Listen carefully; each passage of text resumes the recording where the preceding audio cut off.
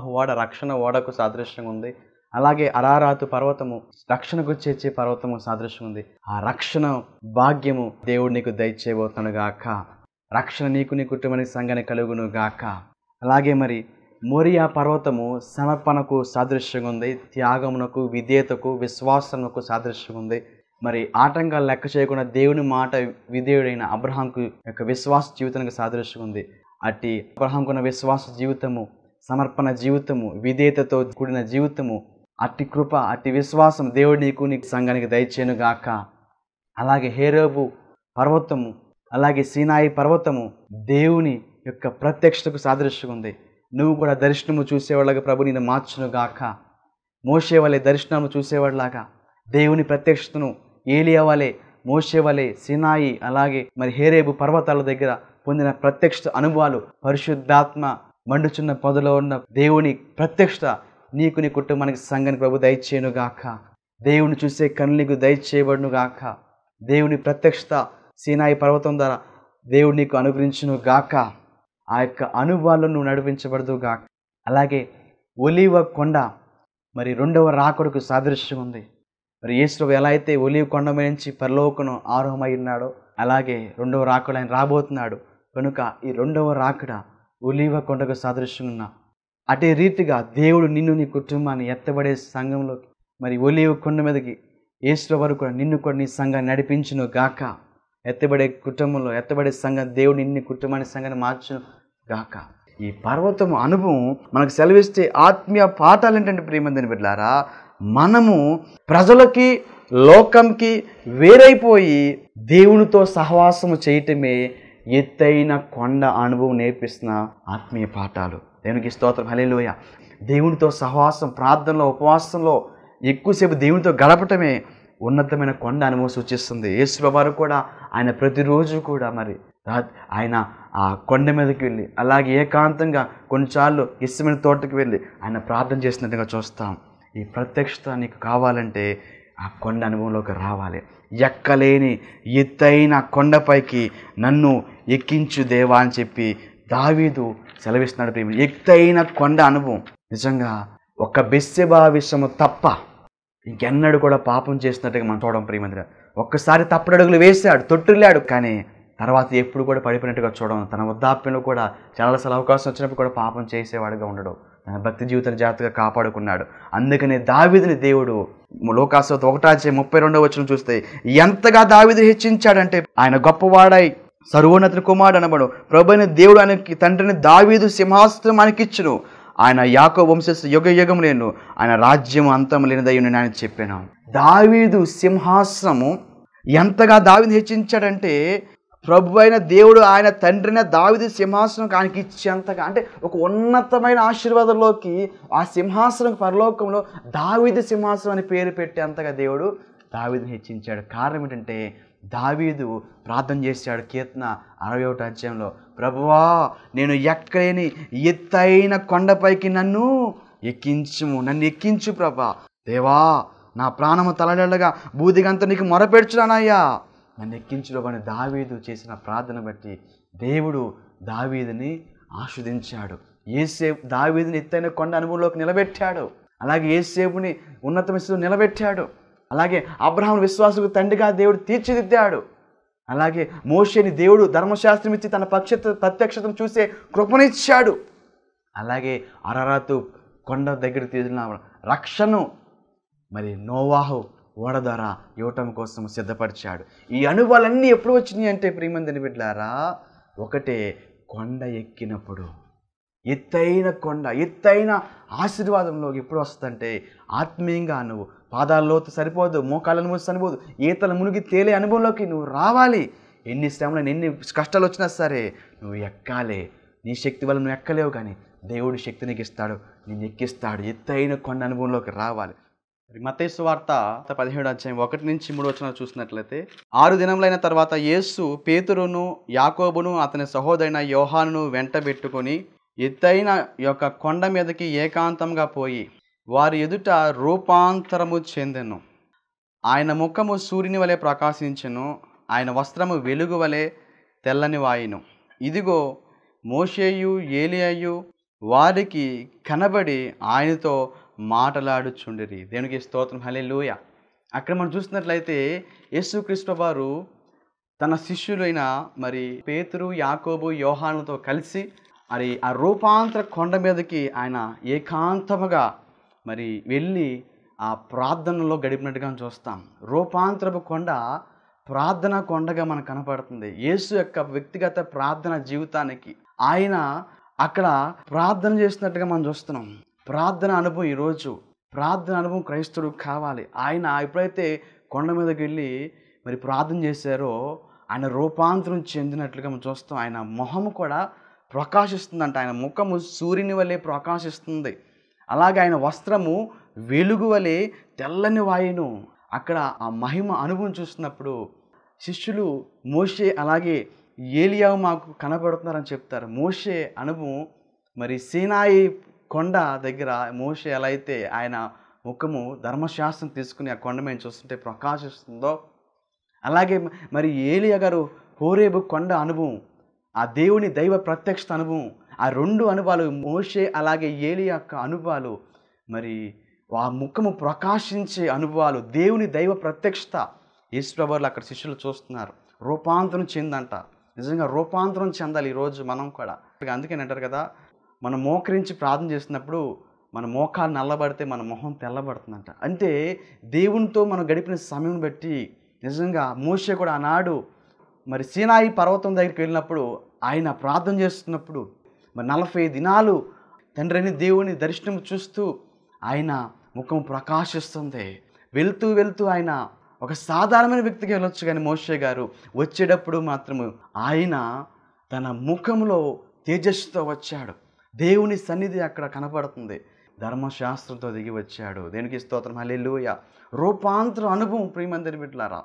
అందుకనే బైబిల్ గ్రంథంలో చెల్లిస్తుంది కదా, రోమీయులకు రాసిన పత్రిక 12వ అధ్యాయము 1 చూస్తుంటే, కాబట్టి సహోదరులారా, పరిశుద్ధమును దేవునికి అనుకూలమైన సజీవ యాగంగా మీ శరీరానికి సమర్పించుకోండి. దేవుని వాత్సల్యను బట్టి మిమ్మల్ని బతిలాడుకొనుచున్నాను. ఇట్టి సేవ మీకు యుక్తమైనదని చెప్పి పౌలు గారు రోమా సంఘానికి చెప్తున్నాడు అక్కడ. అలాగే మనకి సెలవిస్తున్నారు, మీరు ఈ లోక మర్యాదను అనుసరింపక ఉత్తమను అనుకూలమును సంపూర్ణమై ఉన్న దేవుని చిత్తమేదో పరీక్షించి తెలుసుకున్నట్లు మీ మనస్సు మారి నూతన మగుట వలన రూపాంతరం పొందడి. దేవునికి స్తోత్రం, హల్లెలూయా. మన మనస్సు మారాలి, రూపాంతరం చెందాలి. రూపాంతర అనుభవంలోకి ప్రతి క్రైస్తవుడు రావాలి, ప్రతి సంఘం రావాలి. క్రీస్తు పోలికలోకి మనం మార్చబడాలి. మన మాటలు, మన తలంపులు, మన నడవడిక ప్రతిదీ కూడా రూపాంతరం చెందాలి. నూతన మనసుతో ఉండాలి. ప్రాచీన స్వభావం తొలగిపోవాలి, నవీన స్వభావం రావాలి. రూపాంతర అనుభవంలోకి మనం రావాలి. మనం చూసినప్పుడు క్రీస్తు మనలో కనపడాలి. ప్రియమందిర బిడ్డారా, రూపాంతర అనుభవం మన ప్రతి ఒక్క ప్రవర్తన, మాట అన్నీ కూడా రూపాంతరం చెంది క్రీస్తు పోలికలకు మనం మార్చబడాలి. ప్రియమందిర బిడ్డారా, ఎవడైనా క్రీస్తు చేసినట్టున్న వాడు నూతన సృష్టి, ప్రాతవి గతించిన సమస్తము కొత్తవైన అంటాడు. దేవునికి స్తోత్రం, హల్లెలూయా. రూపాంతరము అనుభవంలోకి సంఘము ప్రతి కుటుంబం వచ్చిందురు గాక, హల్లెలూయా. ఆ రూపాంతరము కొండ అనుభవము ఏం సెలవిస్తుందంటే యేసుక్రీస్తు వారి యొక్క ప్రార్థనా జీవితానికి సాదృశ్యంగా ఉంది. దేవునికి స్తోత్రం, హల్లెలూయా. ప్రార్థనకి యేసుప్రభు ఎంతో ప్రాముఖ్యతనిచ్చిగా చూస్తాం ప్రియమందిరా. అందుకనే యేసుప్రభువారు కూడా ఆయన శరీరధారిగా ఉన్నప్పుడు ఆయన ఒక వాడుక ఏంటంటే ప్రార్థన చేయటము. లోకాసువార్త 22వ అధ్యాయము 39 చూసినట్టు యేసుప్రభు యొక్క ఉన్న అలవాటు ప్రార్థనా జీవితం. ప్రియమందిని బిడ్డలారా, మరి లోకాసువార్త 22:39 చూసినట్టు, తరువాత ఆయన బయలుదేరి తన వాడుక చొప్పున ఒలీవ కొండకు వెళ్ళగా శిష్యులను ఆయన వెంట వెళ్ళిరి. ఆ చోట చేరి ఆయన వారితో, మీరు శోధనలో ప్రవేశించుకున్నట్లు ప్రార్థన చేయడని చెప్పి వారి యొద్ద నుండి రాతి వేత దూరము వెళ్ళి మోకాళ్ళుండి, తండ్రి ఈ గిన్నె నా యొద్ద నుండి నీ చిత్తమైతే తొలగించుము, అయినను నా ఇష్టము కాదు నీ చిత్తమే సిద్ధించును గాకని ప్రార్థించును. అప్పుడు పరలోకం నుండి యొక్క దూత ఆయనకు కనబడి ఆయనను బయలుపరచెను. ఆయన వేదన పడి మరింత ఆతురంగా ప్రార్థన చేయగా ఆయన చెమట నేలపడుచున్న గొప్ప రక్తపు బిందువు వలె ఆయన ప్రార్థన చాలించి లేచి తన శిష్యుల యొద్దకు వచ్చి తన దుఃఖము చేత నిద్రించుట చూచి, మీరెందుకు నిద్రించున్నారు, శోధనలో ప్రవేశించుకున్నట్టు లేచి ప్రార్థన చేయని వారితో చెప్పెను. దేనికి స్తోత్రం, హల్లెలూయా. యేసు ప్రభువారు మరి ప్రార్థనా జీవితం మనకు కనబడుతుంది. శిష్యులకు చెప్తున్నారు, మీరు శోధనలో పడకుండా మెలకువతోండి ప్రార్థించమంటున్నాడు. ఆయన వాడుక ఏంటంటే ప్రార్థన చేయట, వాడుకంటే అలవాటు. యేసు వారికి ప్రార్థన చేయట, కొండ మీదకి వెళ్ళి ఏకాంతంగా ప్రార్థన చేసే అలవాటు మరి యేసుక్రీస్తు వారు కలిగి ఉన్నారు ప్రియమందిరారు. అందుకనే ఆ ప్రార్థన జీవితం బట్టే నిజంగా ఎంతగా ప్రార్థన చేశారంటే, ఆయన మోకరించి ప్రార్థిస్తున్నప్పుడు చెమట రక్తపు బుట్టుగా దారిలోనే కారినట్లుగా, అంటే ఎంత వేదనతో ప్రార్థన చేస్తున్నాడు. తనకున్న వేదన, తనకున్న భారం ఏంటంటే నశించిపోతున్న ఆత్మల పట్ల భారం. ప్రియమందిరారు, యేసు ప్రభువారు కూడా ఆనాడు మరి గొల్గోతా అనే కొండ ఎక్కాడు. దేనికి స్తోత్రం, హల్లెలూయా. గొల్గోతా అనే కొండ, సిలువ, యేసు ప్రభువారు ఎక్కడైతే సిలువ వేశారో ఆ కొండ ప్రియమందిరారు, కపాలం అడబడిన గొల్గోతా అనే యొక్క కొండ ప్రియమందిరారు, ఆ కొండ అనుభవం గుండా ఆయన వెళ్ళాడు. కొండ అనగా శ్రమ. అక్కడ మనం చూసినట్లయితే యేసు ప్రభువారు ఆయన వేదన పడుతున్నారు. ఇక్కడ ప్రార్థన చేసిన విషయం కూడా అదే. ఆయన సిలువకి ముందుగా, శ్రమ శోధనలోకి, ఆయన సిలువ అనుభవంలోకి వెళ్ళే ముందుగా ఆయన ప్రార్థన చేస్తున్నాడు. ఆ కొండ దగ్గరికి వెళ్ళి ఆయన చెమట రక్తంగా అయ్యేంతగా ప్రార్థన చేస్తున్నాడు. అక్కడ వేదన ఏంటి? వేదన అంటే ఒక పక్కన భారము, ఆ భారముతో ప్రార్థన చేస్తున్నాడు. అలాగే ఆయన కొండ ఎక్కాడు. ఏ కొండ? గొల్గోతా అనే కొండ. మనుషులు పాపం నిమిత్తము ఆ కొండ ఎక్కి అనుభవంలో ప్రియమందిని బిడ్డ ముందు చెప్తాడు కదా, తండ్రి నీ చిత్తమైతే ఈ గిన్నె నా యొద్ద నుంచి తొలగించుము, ఆయన నీ చిత్తమే జరుగును గాక. అంటే ప్రియమందిని బిడ్డలారా, ఆయన శ్రమ పడబోతున్న దానికి ముందుగా ఆయన చెప్తున్నాడు. ఆయన కూడా మనిషి కుమారుడు శరీరధారి రూపంలో ఉన్నాడు కనుక ఆయన కూడా ఆ శ్రమ, ఆ భారము మరి భరించలేదుగా అని ముందుగానే తెలుసు కాబట్టి చెప్తున్నాడు. అయినను నీ చిత్తమే జరిగించును గాక అని ఆయన కొండ ఎక్కుతూ ప్రారంభించాడు. సిలువ శ్రమకు తన్ను తాను సమర్పించుకొని ఆయన అప్పగించుకుంటూ ఎక్కుతున్నాడు కొండ. లోక పాపను మోసుకొని పోయి దేవుని గొర్రెపిల్ల ఆయన మన పాపాలు మోసుకుంటూ సిలువను సహిస్తూ, శ్రమలు సహిస్తూ ప్రియమంది, ఒక పక్కన తలలో ముళ్ళ కిరీటము, శరీరం అంతా నాగడు సాడవలే దున్నబడింది ప్రియమందిని బిడ్డలారా, కొడదారి దెబ్బలు కాళ్ళలో ప్రియమందిని బిడ్డలారా. మరి నడుస్తుంటే కొండ ఎక్కుతున్నప్పుడు ఆ రాళ్ళు గుచ్చుకుంటూ, చెప్పులు లేకుండా నడుస్తాం కదా, ఆ రాళ్ళు గుచ్చుకుంటూ మరి అలాగే మరి ముళ్ళు, భయంకరమైన ముళ్ళు, ఆ ముళ్ళు దిగుతూ ఉండగా ఒక పక్కన మోయలేక సిలువ భారాన్ని మోస్తున్నాడు. ఆ సిలువ మాను చెక్క సిలువ మోస్తూ, ఆ బరువు మోస్తూ, దానికంటే ముఖ్యంగా మరి లోక పాపమును ఆయన మీద వేసుకుని ఆయన ఆ భారాన్ని మోస్తూ, ఆ సిలువ శ్రమను సహిస్తూ ఎక్కలేక ఎప్పుడైతే ఎక్కాడో ప్రియమందిని వెళ్ళరా, ఆ గొల్గోతా కొండ దగ్గర ఆయన సిలువ త్యాగము యజ్ఞముగా సర్వమానవాళి పాపం కోసం బలైపోవటం చేత యేసుప్రభువారు ఎప్పుడైతే కొండలో ఆ సిలువ దగ్గర ఆయన ప్రాణం పెట్టాడో, మరణించాడో ప్రియమందిని వెళ్ళారా, సిలువ త్యాగం చేశాడో, ఆ యజ్ఞం ద్వారానే ఆయన అన్ని నామల కన్నా పైనామగా మార్చబడ్డాడు. దేవునికి స్తోత్రం, హల్లెలూయా. ఆయన మరణ పునరుద్ధానం ద్వారా తర్వాత అన్ని నామల కంటే పైనామగా ఆయన మార్చబడ్డాడు. ఈ లోకానికి రక్షణతో దిగి వచ్చాడు. దేవునికి స్తోత్రం, హల్లెలూయా. గొల్గోతా కొండ ఈ లోకానికి రక్షణకి సాదృశ్యం కనపడుతుంది ప్రియమందిని బిడ్డలారా. కొండ అనుభవం మనకి ఏం సూచిస్తుంది? దావీదు అన్నాడు కదా, నేను ఎక్కలేని ఎత్తైన కొండపైకి నన్ను ఎక్కించు ప్రభువా అని దావీదు అంటున్నాడు. మన శక్తి వల్ల అయితే ఎక్కలేము. కొండ అనుభవం ఏం సూచిస్తుంది? మనం ఎక్కలేని దాన్ని, ఏదైనా ఒకటి సాధించలేని దాన్ని సాధిస్తమే కొండ ఎక్కలేని ఎత్తైన అనుభవం. దేవునికి స్తోత్రం, హల్లెలూయా. మన సొంత శక్తితో సాధించలేని దాన్ని సాధించటమే ఎక్కలేని ఎత్తైన కొండ అనుభవం. దేవునికి స్తోత్రం, హల్లెలూయా. దావీదు అది అడుగుతున్నాడు, ప్రభువా నేను ఎక్కలేనయ్యా, నా ప్రాణము తలడేలగా బూదిగంతం నీకు మొరపెడుతున్నానయ్యా, నేను ఎక్కలేనంత ఎత్తైన కొండపైకి నన్ను ఎక్కించుము. దేవునికి స్తోత్రం, హల్లెలూయా. ఆయన ఎక్కించాడు. దావీదుని ఎంతగా హెచ్చించాడంటే దేవుడు, ఆయన దావీదు సింహాసనముగా ఆయన నామాన్ని ఘనపరిచాడు. దావీదుడికి అంతగా ఘనతను దేవుడిచ్చాడు. అదే దావీదు వంశంలోంచి మరి యేసుక్రీస్తు వారి లోకానికి రావటం, మరి ఆ వంశం గురించి చెప్పినప్పుడు కూడా మత్తయి సువార్తలో దావీదు వంశం నుంచి ఆయన వచ్చినట్టుగా చూస్తాం. దావీదు కుమారుడని యేసు అంటారు.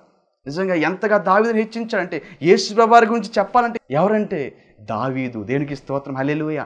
అంతగా దేవుడు హెచ్చించాడు. ఎక్కుతూనే ఉన్నాడు, ఎక్కాడు. దేవుడి శక్తి వల్ల ఆయన ఉన్నతమైన స్థితిలో నిలబడ్డాడు. దేవునికి స్తోత్రం, హల్లెలూయా. ఏదైనా నీ శక్తి వల్ల సాధ్యం కానిది నువ్వు సాధిస్తమే ఎక్కలేని ఎత్తైన కొండ అంటారు కదా చాలామంది. అరే కొండలాగా ఉందిరా అది అంటారు. కొండ అంటే అది మన శక్తికి మించింది. అయితే మన శక్తి వల్ల అయితే మనం జయించలేం. ఈరోజు నీ సమస్యను చూడొద్దు, సమస్యను చూస్తే కృంగిపోతావు. నీ సమస్య కొండలా కనపొచ్చు కానీ ఆ కొండ లాంటి సమస్యని నా దేవుడు పిండిగా చేయబోతున్నాడు గాక. హల్లెలూయా. నీ సమస్యను చూడొద్దు. పేతురు నీళ్ళ మీద నడుస్తున్నాడు. ఎదురుగుండా యేసు వెంక చూసినంతసేపు నీళ్ళ మీద నడిచాడు, సముద్రం మీద నడిచాడు. కానీ గాలి వైపు, అలల వైపు, సముద్రం వైపు చూసినప్పుడు అతను మునిగిపోసాగాడు. ఈరోజు ఎదురుగుండా యేసు ఉన్నాడు. నీ కొండను చూడొద్దు, నీ సమస్యను చూడవద్దు. యేసు వైపు చూస్తే పేతురులాగా నీళ్ళ మీద నడిచినట్టుగా నువ్వు నడుస్తావు, ముందుకు సాగుతావు, గమ్యాన్ని చేరుకుంటావు, ఎత్తైన అనుభవంలోకి నువ్వు వస్తావు. దేనికి స్తోత్రం. హల్లెలూయా. ఈరోజు సంతానం పొందుకోవటం అనేది ఒక కొండలా కనపడవచ్చు, అంటే ఒక ఇంపాసిబుల్గా నీకు కనపడవచ్చు, అసాధ్యం కనపడవచ్చు. ఎన్నో సంవత్సరాలు అయిపోయింది, నీకు సంతానం కలగట్లేదు కదా. భయపడవద్దు. అతి త్వరలో దేవుడు నీకు సంతానం దయచేయబోతున్నాడు గాక. ఈరోజు జాబు పొందుకోవటం, జాబు రావటం నీకు ఒక కొండలా కనపడవచ్చు. ప్రభువా, సంవత్సరాలు గడిచిపోతుంది కానీ నేను జాబ్ పొందుకోలేకపోతున్నాను ప్రభా. కానీ దేవుడు నిన్ను ఎక్కిస్తాడు, ఒక సమయం సిద్ధపరిచాడు. అతి త్వరలో దేవునికి జాబు దయచేయబోతున్నాడు గాక. జాబ్ అనే పర్వతం ఎక్కబోతున్నావు, నువ్వు సాధించబోతున్నావు. సాధించలేని దాన్ని దేవుడు సాధించేలాగా నిన్ను ఎక్కిస్తాడు. ప్రార్థన చేయి. ఈరోజు అప్పులు తీరటం అనేది ఒక కొండలాగా నీకు కనపడవచ్చు. నీ అప్పులు తీరటం అనేది నీకు కొండలాగా కనపడవచ్చు. సంవత్సరాలు గడిచిపోతుంది, వడ్డీలు పెరిగిపోతున్నాయి, వేదన పెరిగిపోతుంది, రోజులు గడిచిపోతున్నాయి, కానీ అప్పులు అనేది ఒక పర్వతంలాగా పెరిగిపోతుంది, ఇంకా వడ్డీలు పెరిగిపోతున్నాయి. కానీ భయపడొద్దు. దేవుడు ఈ అప్పులనే పర్వతం నుంచి ఎక్కించబోతున్నాడు, నీ అప్పులు తీర్చబోతున్నాడు. అప్పులు తీరిపోయి ఉన్నతమైన ఆశీర్వాదాలకు నిలబడబోతున్నావు గాక. హల్లెలూయా. దేవుడు నిలబెడతాడు. మన శక్తి వల్ల అయితే కాదు ప్రియమందిరా. చాలామంది అంటూ ఉంటారు కదా, అరే కొండకి నిచ్చినేస్తున్నావురా అంటారు. కొండకి నిచ్చినేటువంటి అది అసాధ్యము, కానీ దేవుడు సాధ్యం చేస్తాడు. ప్రియమందిని బిడ్డలారా, మానవ శక్తికి అసాధ్యమైంది. చాలామంది అంటారు కదా, డబ్బు ఉంటే కొండ మీద ఉన్న కోతినైనా తీసుకురావచ్చు అంటారు. అది లోక సామెత, అది కరెక్ట్ కాదు ప్రియమందిని, అది కరెక్ట్ కాదు. నిజమే, డబ్బు ఉంటే అన్నీ సాధించగలమా? అది అన్ని పరిస్థితుల్లో, అన్ని సమయాల్లో అది వర్తించదు ప్రియమందిని బిడ్డ. అది లోకానికి వరకు వర్తిస్తుంది. నిజంగా డబ్బు ఉంది ఈరోజు ప్రియమందిని. ధనవంతులు ఎంతోమంది ఈరోజు మరి పిల్లలు లేక, సంతానం లేక బాధపడుతున్నవారు లేరా? అందుకని వాక్యం సెలవుస్తుంది కదా, నీకు సంతానం కావాలంటే దేవుడు ఇవ్వాలి. గర్భఫలము, కుమారులు యెహోవా అనుగ్రహించు స్వాస్థ్యము, గర్భఫలము ఆయన ఇచ్చు బహుమానము. దేవుడు బహుమానంగా ఇవ్వాలి. తన ప్రియులను నిద్రించి ఆయన వారికి ఇస్తాడు అంటాడు. ఆయన ఇస్తేనే సంతానం కలుగుతుంది. ప్రియమందిని బిడ్డారా, అలాగే ఈరోజు డబ్బు ఉన్నవారు చాలామంది అనారోగ్యంతో ఉన్నవారు లేరా? ఈరోజు డబ్బు నీకు ఉండొచ్చు, వెండి బంగారం ఆస్తులు ఐశ్వర్యం ఉంది, కానీ అన్నీ ఉంటాయి, కానీ తింటాకి వారికి ఆరోగ్యం ఉండదు. షుగర్ వచ్చేస్తుంది, రకరకాల రోగాలతో, జబ్బులతో, మరణకరమైన వ్యాధులు వస్తాయి. ఎవరికి చెప్పుకునే వ్యాధులు వస్తూ ఉంటాయి. వాళ్ళ డబ్బు వాళ్ళని రక్షిస్తుందా? రక్షించలేదు. ప్రియమందిని బిడ్డారా, దేవుడు ఆరోగ్యం ఇవ్వాలి, నిన్ను స్వస్థపరిచి యెహోవా అంటాడు. ఆరోగ్యం ఇచ్చేవాడు, ఆరోగ్య ప్రదాత ఆయనే. దేవునికి స్తోత్రం. హల్లెలూయా. అలాగే ప్రియమందిని బిడ్డారా, డబ్బు ఉంటుంది ప్రియమందిని బిడ్డారా, కానీ వారి జీవితంలో నెమ్మది ఉండదు. డబ్బు ఉంటే అన్నీ వస్తాను అనుకోవద్దు ప్రియమందిని బిడ్డ. ఈరోజు మనం డబ్బుతో ప్రియమందిని బిడ్డారా ఒక అందమైన, ఒక మంచి ఖరీదైన మంచాన్ని కొనవచ్చు, కానీ ఆ మంచం మీద సుఖమైన నిద్రకు ఇవ్వాలంటే దేవుడు ఇవ్వాలి. ఒక అందమైన, ఒక ఖరీదైన, విలువైన కారు కొనవచ్చు, కానీ ఆ కారులో నీకు సుఖమైన ప్రయాణం, సురక్షితమైన, క్షేమకరమైన ప్రమాదాలు లేకుండా జరగాలంటే అది దేవుడు కృప చూపించాలి. అలాగే ఈరోజు నీకు ఖరీదైన మంచి గృహము, విలువైన బంగ్లా, ఒక బిల్డింగ్ ఉండొచ్చు, కానీ ఆ గృహంలో నెమ్మది, శాంతి, సమాధానం కావాలంటే దేవుడి వాళ్ళ ప్రియమందిని బిడ్డారా. ఈరోజు మరి కుమార్తెని చిన్ననాటి వరకు తోడుగున్నావు, కానీ మరి అల్లుడి గారికి చేతిలో నువ్వు పెట్టగలుగుతావు, కానీ తర్వాత వివాహం అయిన తర్వాత దూర ప్రాంతంలో ఉంటారు. సదాకాలం మరి నీ కుమార్తెకి, వారి కాపురంకి తోడుగా ఉండేది ఎవరంటే, వారి జీవితాంతం వరకు కాపుదలగా ఉండేది దేవుడు ఒక్కడే. దేవునికి స్తోత్రం. హల్లెలూయా. డబ్బున్నా, బంగారం ఉన్నా, నీకు ఎంత ఆస్తున్నా కానీ ప్రియమంది కాపురాలు కట్టబడాలంటే, కుటుంబాలు సంతోషంగా, ఆరోగ్యంగా, ఆశ్రయకరంగా వారి కాపురం, కుమార్తె కాపురం ఉండాలంటే అది దేవుడు చేయాలి. దేవునికి స్తోత్రం. హల్లెలూయా. డబ్బు ఉంటే కొండ మీద కోతను తీసుకురావచ్చు అంటారు. అది లోక సామెత, అది కరెక్ట్ కాదు ప్రియమందిన. దేవుడు ఇవ్వాలి ఆశీర్వాదం ప్రియమందిన. ఎక్కలేని ఎత్తైన కొండపైకి ఆయన నడిపిస్తాడు. నీ శక్తి వల్ల అయితే అసాధ్యం, కానీ దేవుడు దాన్ని సాధ్యంగా చేయబోతున్నాడు గాక. హల్లెలూయా. దేవుడి శక్తితో నీకు సమస్తము సాధ్యమే. కొండ అనుభవం ఏం సెలవిస్తుందంటే ప్రియమందిని బిడ్డారా, నువ్వు ఎక్కలేని దాన్ని, నువ్వు సాధించలేని సాధించేలాగా చేయటమే మరి అటు ఆత్మీయంగా అలాగే ఆర్థికంగా రెండు రకాలుగా కూడా నువ్వు పొందలేని దాన్ని పొందాలనుకుంటావు, కానీ పొందలేవు. అది నీ కొనలా కనపడుతుంది. కానీ దేవుడు, ఈ ప్రార్థన చేయండి దావీదు చేసినట్టుగా, నేను ఎక్కలేని దేవా నా మొర ఆలకించుము, నా ప్రార్థన చెవియెగ్గుము, నా ప్రాణం తలలిలాగా బూదిగంత నుంచి మొరపెడుతున్నాను, నేను ఎక్కలేనంత ఎత్తైన కొండపైకి నన్ను ఎక్కించు. దేవునికి స్తోత్రం. హల్లెలూయా. హల్లెలూయా. ఎంతో ప్రయాస ప్రియమందిని బిడ్డలారా, ప్రయాసపడినప్పుడు కూడా నువ్వు సాధించేలాగా దేవుడు చేస్తాడు. నిజంగా మరి ఒక క్రికెటర్ని మనం చూసుకున్నట్లయితే ఆ క్రికెటరు ఒక ఉన్నతమైన స్థితిలో నిలబడాలంటే అతని ఆశయం ఏంటంటే భారతదేశానికి మరి అతను సారథ్యం వహించాలని చెప్పి ఆశపడతాడు. ఫస్ట్గా స్కూల్ లెవెల్లో మంచి స్కోర్ చేయాలి, తర్వాత అతను కాలేజ్ లెవెల్లో మంచిగా హిట్ అవ్వాలి, మంచి పరుగులు సాధించాలి, ఆ తర్వాత జిల్లా లెవెల్లో మంచిగా పరుగులు సాధించాలి, ఆ తర్వాత ప్రియమందిని బిడ్డలారా మరి స్టేట్ లెవెల్లో మంచిగా టోర్నమెంట్లో పరుగులు సాధించాలి. పరుగులు సాధిస్తూనే ఉండాలి, ప్రయాసపడుతూనే ఉండాలి, పరుగులు సాధిస్తూనే ఉండాలి. ఎక్కడ విఫలం అవ్వకూడదు, ఎక్కడ ఆగిపోకూడదు. విఫలమైనా కానీ అతని ప్లేస్కి మరి ముందుకు వెళ్తానికి అవకాశం ఉండదు. తన టార్గెట్, తన గమ్యం రీచ్ అవ్వలేడు. ఆ తర్వాత ప్రియమందిని అంతా కూడా సాధించుకుంటూ వెళ్తే ఒకరోజు వస్తుంది, రంజీలో కూడా ఆడిన తర్వాత నేషనల్ లెవెల్ జాతికి ప్రాతినిధ్యం వహిస్తాడు, ఇండియన్ క్రికెట్ టీంలో చేరతాడు. అప్పుడు తన ఆశ నెరవేరుతాయి. అప్పుడు కూడా బాగా పెర్ఫార్మెన్స్ చేస్తే, మంచి పరుగులు సాధిస్తే తన ఆశయం నెరవేరుతాయి, టీంలో పర్మనెంట్గా ఉంటాడు. మరి దేశానికి ఒక మంచి మరి ఆటగాడిగా నిలబడతాడు. ఎప్పుడు పేరు వస్తుందంటే, ఎప్పుడు తన లక్ష్యం సాధిస్తాడంటే ప్రియమందిని బిడ్డలారా మరి వరల్డ్ కప్ లాంటి మంచి టోర్నమెంట్లో తన దేశానికి అతడు మరి చేసిన పరుగులను బట్టి మరి గెలుపొందేలాగా చేసినప్పుడు తను ఆ కొండ అనుభవం సాధించినట్లుగా, తన జీవితంలో ఒక లక్ష్యము గమ్యం రీచ్ అయినట్టుగా అప్పుడు అతను సంతోషపడతాడు. తన కష్టం, తన శ్రమ అంతా మర్చిపోతాడు. దీనిలో మనకు తెలుసుకోవాల్సిన విషయం ఏంటంటే మనం పరుగులు సాధిస్తూనే ఉండాలి. ఆ వ్యక్తి టీంలో ఉండాలంటే పరుగులు సాధిస్తూనే ఉండాలి. అతను మంచి పర్ఫార్మెన్స్ ఇవ్వాలి, ఆగిపోవడానికి వీల్లేదు. క్రైస్తవ జీవితం కూడా పరుగు పందులు లాంటిది. ఎక్కుతూనే ఉండాలి, కొండ ఎక్కుతూనే ఉండాలి. ఎప్పటి వరకు ఎక్కాలంటే నువ్వు పరలోక రాజ్యం చేరే వరకు, నీ గమ్యం చేరే వరకు. రక్షణ పొందే నువ్వు పరుగు ప్రారంభించావు, కొండ ఎక్కుతూ ప్రారంభించావు. తర్వాత ఈరోజు ప్రారంభంలో ఉన్నావా, మధ్యలో ఉన్నావా, లేకపోతే ఆల్రెడీ కొండ చివరి అంచు దాకా వెళ్ళిపోయావా, హయ్యెస్ట్ స్టేజ్కి వెళ్ళిపోయావా, ఏ స్థితిలో ఉన్నావు? లేకపోతే ఎక్కిన వారు నువ్వు వెనకడికి వేసి శ్రమల బట్టి, అలల బట్టి, మరి సాతాను శోధనలు బట్టి మరి కొండ ఎక్కకుండా వెనుతిరిగి వెళ్ళిపోతున్నావా? లోతు వలె ప్రియమందిని బిడ్డారా పుస్తకం అయిపోతావు. ప్రియమందిని లోతు భార్య వలె ప్రియమందిని బిడ్డారా ఈరోజు ఏం చేయాలంటే నువ్వు ముందుకు సాగుతూనే ఉండాలి. ఎక్కడైనా ఎత్తైన కొండ దేవుడిని నెక్కించును గాక. నువ్వు పరుగు తీస్తూనే విశ్వాసం కొత్త దాన్ని కొనసాగించి యేసు వైపు చూస్తే నీ పరుగు పందెం ముందుకు సాగుతావు. ఎక్కడైనా ఎత్తైన కొండ అంటే సియోను కొండ, పరలోక రాజ్యం చేరే వరకు కూడా, నీ గమ్యం చేరే వరకు కూడా నీ పరుగు ఆకూడదు, ఎక్కుతూనే ఉండాలి. నేను ఎక్కించి నడిపించి నిలబెట్టబోతుండగాక నేను ఎక్కిస్తాడు. ఎత్తైన కొండ అనుభవంలోకి రావాలి. చాలామంది ఈరోజు నీ జీవితంలో నీ ఆశీర్వాదాన్ని అడ్డగించారా? ఎంతమంది నీ జీవితంలో నీ ఆశీర్వాదాన్ని అడ్డగించినా దేవుడు చేయి పట్టుకుని నిన్ను ఎక్కిస్తాడు. ఆయన నడిపించగల సమర్థుడు. దేనికి స్తోత్రం, హల్లెలూయా. ఎంతగా మనుషులు నిన్ను అంచివేయాలని చూసినా, ఎంతగా నిన్ను కృంగదీశాలని చూసినా, ఎవరు నీ ఆశను అడ్డుపడినా కానీ దేవుడిని ఎక్కించాలనుకుంటే ఎవడు కూడా ఆపలేడు. దేవుడిని దీవించాలనుకున్నప్పుడు భూలోకంలో మనుషులందరూ ఏకమైన, భూలోకంలో అధికారులను ఏకమైన, దయ్యాలని ఏకమైన ఈ నీ ఆశీర్వాదం ఎవరు కూడా ఆపలేరు. దేవునికి స్తోత్రం, హల్లెలూయా. ఈ నీ ఏడుపు ఎవరికి అర్థమవుతుంది? కొండ ఎక్కాలని అనుకుంటున్నావు కానీ, ఉన్నతమైన ఆత్మీయంగా, ఆర్థికంగా ఒక ఉన్నతమైన ఆశతో నిలబడాలనుకుంటున్నావు కానీ అనేక మంది నిన్ను దించి వేస్తున్నారేమో. ఆటంకాలు బట్టి నువ్వు ఇంకా ఎక్కలేకపోతున్నాయేమో. దేవుడు చేయి పట్టుకుంటే దేవుడిని నెక్కిస్తాడు.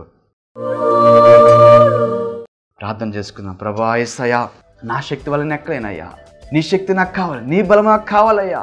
ఎక్కలేని ఎత్తైన కొండ అనుభవంలోకి నన్ను నడిపించు ప్రభా.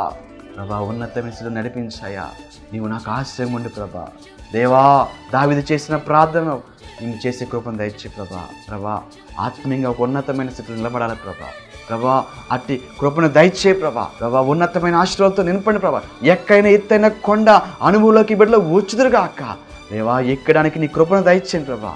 దేవా కొంతమంది దేవా వారి విశ్వాస జీవితంలో ఇంకా వారి ప్రయాణం స్టార్ట్ చేయలేదేమో, కొండ కిందే ఉన్నారేమో, కొండ మధ్యలో ఉన్నారేమో, ఆల్రెడీ 2-3 సార్లు ఎక్కి ప్రయత్నం చేసి దేవా చాలాసార్లు వారి ప్రయత్నాలు విఫలమై భక్తి జీవితంలో కిందకి పడిపోయారేమో ప్రభా. కానీ ప్రభా యేసు దేవా ఉన్నతమైన స్థితిలోకి, ఎవరు ఎక్కడైనా ఎత్తని స్థితిలోకి ఆత్మీయంగా అలాగే ఆశీర్వాదంగా బిడ్డ నిలబెట్టమని దీవించి ఆశించు ప్రభా. ఈ వాక్యానుసారంగా ప్రభా ఉన్నతమైన ఆశీర్వాద బిడ్డకు దయచేయి. ప్రార్థనలో ఏకీవిస్తున్న ప్రతి బిడ్డల జీవితంలో ఆరోగ్యము, ఆశ్రము, దీవెన, క్షేమము యేసును పేరు వస్తున్న సంఘ బిడ్డలకి, అలాగే ప్రభా యేసును రక్షణ కార్యక్రమం చూస్తున్న ప్రతి బిడ్డలకు కూడా దీవెన, ఆరోగ్యము, క్షేమం యేసును కలుగాకని ప్రార్థిస్తూ ఎక్కడైనా ఎత్తైన కొండ అనుభవంలోకి ప్రభా నువ్వు ఎక్కించి నడిపించి దీవించమని యేసునామమున ప్రార్థన సమర్పిస్తూ అడుగుతున్నాం ప్రియమైన తండ్రి. ఆమేన్. పరమ తండ్రి దేవుని ప్రేమ, కుమారుడు యేసుక్రీస్తు కృప, పరిశుద్ధాత్మ సహాయం సదాకాలం బిడ్డతో నడిపించును గాక. Amen. Praise Lord. May God bless you. దేవుడు మీరు దీవించి ఆశ్రయించిన గాక. యేసులోని రక్షణ మీకు కలుగును గాక. ఆమేన్.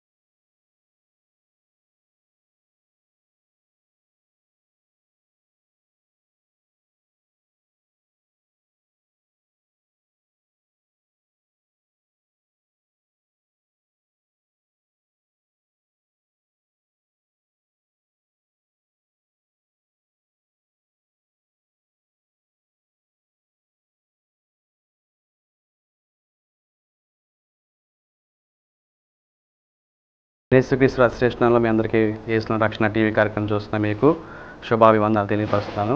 మరి ప్రత్యేకంగా మరి తల్లిగారి సాక్ష్యం ఈరోజు నిజంగా దేవుడు మరి ఎంతో గొప్ప కార్యం చేస్తున్నాడు. మరి సహోదరి పేపేటి సుగుణం గారు బందరకోట వాస్తవ్యులు 2 నెలలుగా మరి డెంగ్యూ జ్వరంతో బాధపడ్డారు. ఎన్ని మందులు వాడినా కానీ మరి స్వస్థత లేదు. జ్వరం వల్ల మరి కీళ్ళవాతం లాగా వచ్చేసి మరి కాళ్ళు చేతులు పని చేయకుండా మరి మంచం మీదే మరి ఆహారం తీసుకునే విషయంలో కానీ అన్నీ మరి మంచం మీదే మరి లెగలేని స్థితి, భయంకరంగా దీనస్థితిలో ఉన్నారు. వారి భర్త గారు కూడా లేరు. చాలా దీనస్థితిలో ఉన్నప్పుడు వాళ్ళు పరిచయం చేయడానికి కూడా వారి కుమార్తె అలాగే వారి బిడ్డలు మరి పరిచయం చేస్తుండేవాళ్ళు. మరి 2 నెలలుగా చాలా బాధపడ్డారు. మరి చాలా మెడిసిన్స్ వాడారు. ఇంచుమించు 20,000 దాకా ఖర్చు పెట్టారు. కానీ మరణాపాయ స్థితిలోకి వెళ్ళిపోయినప్పుడు మరి ఆ మనసు నుంచి అసలు కదలేని స్థితి అనమాట. ఆ స్థితిలో వెళ్ళి ప్రేయర్ చేసినప్పుడు నాన్నగారు జగనయ్య గారు అలాగే నేను వెళ్ళి ప్రార్థన చేసినప్పుడు యేసయ్య కృపను బట్టి మరి ప్రేయర్ చేసిన వెంటనే మరి దేవుడు ఆ యొక్క భయంకరమైన డెంగ్యూ జ్వరం నుంచి అలాగే మరి ఆ కీళ్ళవాత నుంచి పెరాలసిస్ లాగా వచ్చేసింది. మరి దేవుడు మనసు మీద లేవలేకున్న స్థితిలో ఉంచి మరి సహోదరి పేపేటి సుగుణం గాని మరి దేవుడు స్వస్థపరిచాడు. కాబట్టి యేసయ్యకే మహిమ కలుగును గాక. డాక్టర్ ప్రకారం అయితే మరి సహోదరి మరి సుగుణం గారు బ్రతకడం మరి అసాధ్యం. కానీ దేవుడు కృపను బట్టి ఆ బిడ్డను యేసయ్య స్వస్థపరిచాడు. మరి సహోదరి మెడిసిన్స్ మందులు ఏం వాడట్లేదు. మరి దేవుడే ఆ బిడ్డను స్వస్థపరిచాడు. ఏమైనా మందులు వాడుతున్నారమ్మా? మిమ్మల్ని స్వస్థపరిచింది ఎవరు?